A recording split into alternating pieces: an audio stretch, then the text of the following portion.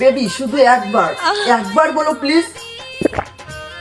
যাও, তোমাকে বলতে হবে না, রাখলাম ফোন। তোদের আবার কি হলো রে? কাল কি একটা সারপ্রাইজ দেবে বলছে, আমি বারবার জিজ্ঞাসা করলাম, কিছুতেই বললো না। সব কিছু বলে দিলে কি আর সারপ্রাইজ থাকে? আবার আমার সঙ্গে তোকেও নিয়ে যেতে বলেছে। আমি আবার তোদের মধ্যে গিয়ে কাবাব মে হাড্ডি হবো কি করতে বল? না, তোকে যেতেই হবে। বলে যে ঝড় বৃষ্টি বন্যা তুফান যাই হয়ে যাক, তোকে আমার সঙ্গে নিয়ে যেতে। আমাকে কেন সঙ্গে যেতে বললো?